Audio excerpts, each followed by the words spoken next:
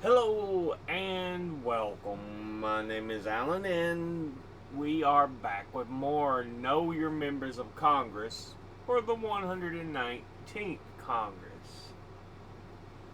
Yeah, uh, you would think it'd be much brighter, but it's been raining so much all day. It looks like it's about 7 p.m. in the evening, even though it's right now just hitting 12 o'clock noon. So, yeah, I've had to turn on lamps and everything, man.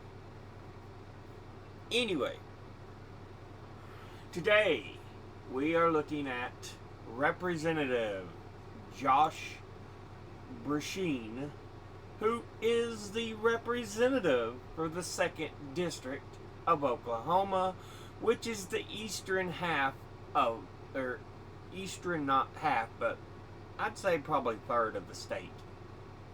It's just beyond Oklahoma City and Tulsa, covering the whole eastern border. Yeah, that'll work.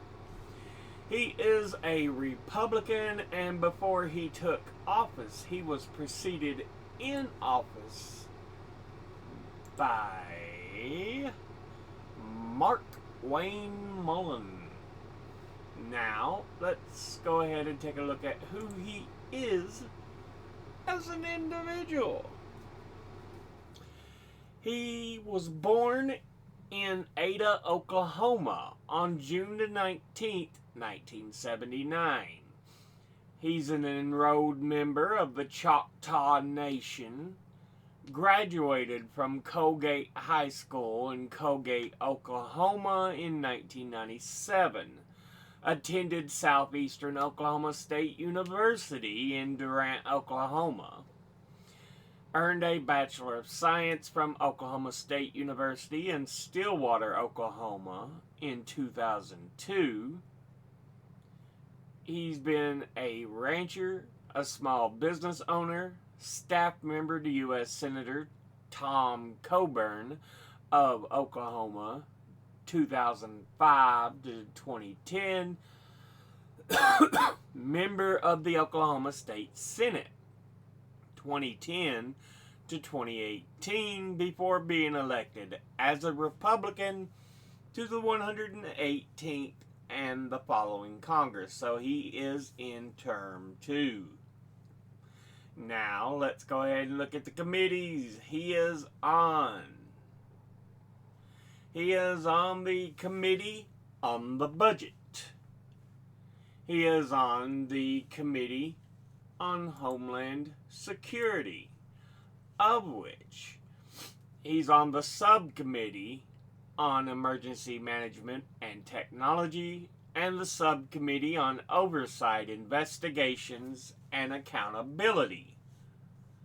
Now, let's go ahead and look at his top 5 individual donors and contributors over this last election cycle.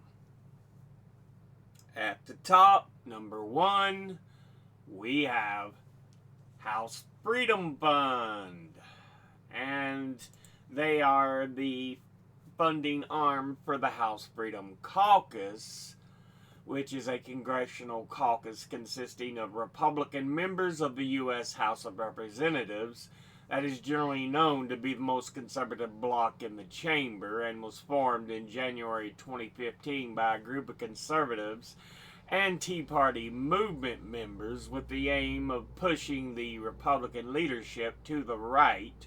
And its first chairman, Jim Jordan, described the caucus as a smaller, more cohesive, more agile, and more active group of conservative representatives. Their current chairman, Andy Harris, is considered by some media to be far-right politician due to some of his radical proposals. Not just media, people who know these things. Yeah, he's far-right as fuck.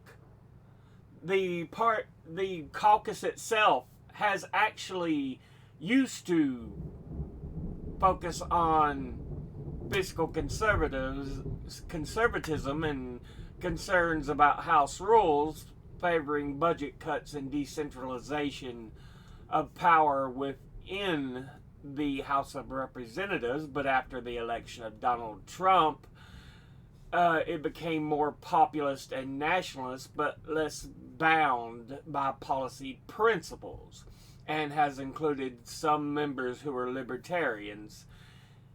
It supports the House through its PAC, the House Freedom Fund, which brings us back to that. Altogether, they have donated $34,100, and once again, that's the House Freedom Fund. Next, at number 2, we have AIPAC, the American Israel Public Affairs Committee, a pro-Israel lobbying group that advocates policies to the legislative and executive branches of the U.S. It was founded in 1954 by Israeli lobbyists, or a lobbyist for the Israeli government, partly to counter negative international reactions to the Israel's Kibbutz massacre of Palestinian villagers that year. AIPAC became a powerful organization during the 80s. In 2002, it expressed intent to lobby Congress to authorize use of force in Iraq, one of the main reasons we went into Iraq. And in 2003, the Iraq War was defended at AIPAC events. In 2005, a Pentagon analyst pled guilty to espionage charges of passing U.S. government secrets to senior AIPAC officials in the AIPAC espionage scandal. It bribes both parties with its giant-ass donations, is a corrupt and evil organization, and should be banned. Altogether, they have donated $21,000, and once again, that's AIPAC. Next, at number 3, we have Club for Growth, a 501c4 political organization active in the U.S. with a fiscally conservative agenda focused on tax cuts and other economic policy issues. Its largest funders are billionaires Jeff Yass and Richard Uihlein, and it has 2 political arms, Club for Growth PAC and Club for Growth Action. One a traditional PAC and the other a super PAC. Supposedly, its policy goals include cutting income tax rates, repealing the estate tax, supporting limited government, and a balanced budget amendment entitlement reform, including the things that are necessary that help people, even though we need more. They want to cut them: Social Security, Medicare, and Medicaid, tort reform, school choice, and deregulation, which always fucks the regular people in the ass. In 2003 through 2004, Club for Growth was the largest single funder of Republican House and Senate candidates outside the Republican Party itself. It opposed government action to curb greenhouse gas emissions and called on President Trump to exit the Paris Climate Agreement. It was founded in 1999. Altogether, it has donated $18,000, and once again, that's Club for Growth. Next, at number 4, we have, this one was a lot harder to find.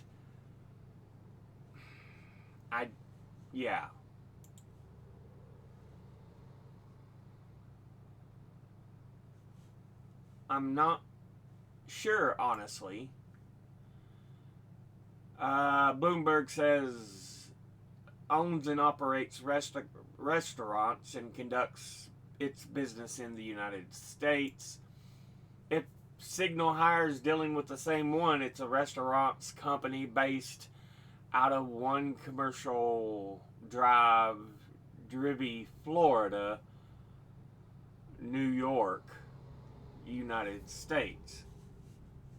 Yeah, Florida, New York.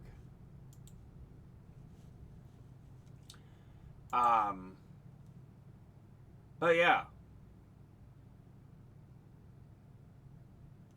Other than that, I don't know what to tell you. I couldn't find an icon for who they are. Finding information was tough as balls.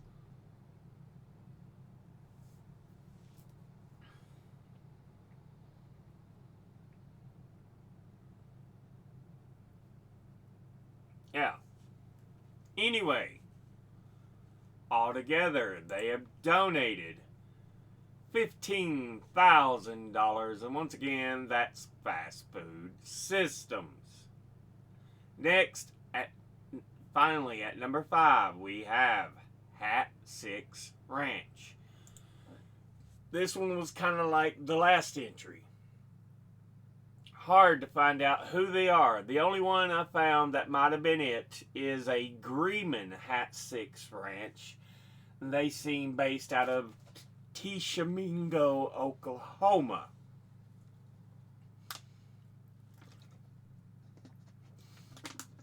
And they seem to deal with minerals, and yeah, stuff like that.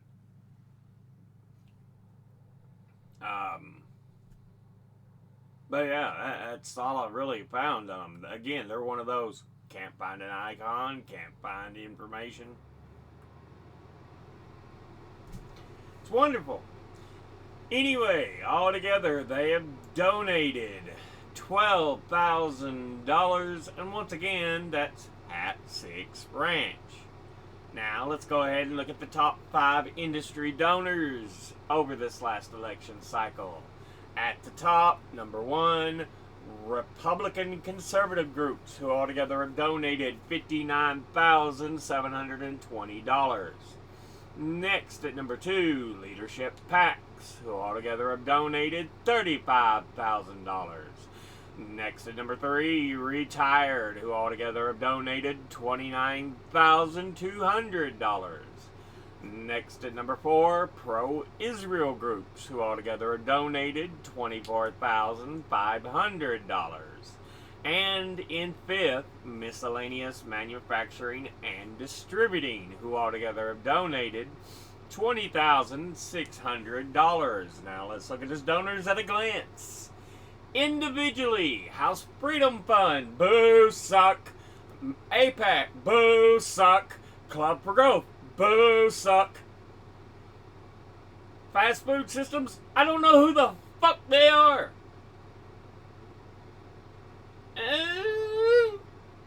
Okay. Hat 6 Ranch, still, I don't know who they are. All I know is they deal with minerals and shit like that.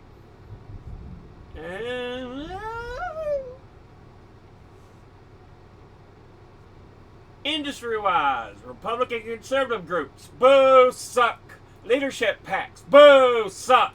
Retired, thank God he's got something done. Absolutely wonderful. Pro-Israel groups, boo, suck. Miscellaneous manufacturing and distributing. Okay, good. You're absolutely horrible, dude. Almost everything you have as a donor sucks complete and utter ass. Anyway, this slime ball video has been brought to you by, I don't even know where I'm going with this. This has been a look of the slime ball, Representative Josh Brecheen, who is the representative for the 2nd District of Oklahoma. As always, educate thyself. Think, read, study, learn. Someone tells you something you have trouble believing, ask them to cite their sources. I'll be putting my links and sources in the description box below the video. Thank you all for watching. I'll see you all in the next one. Until then, later.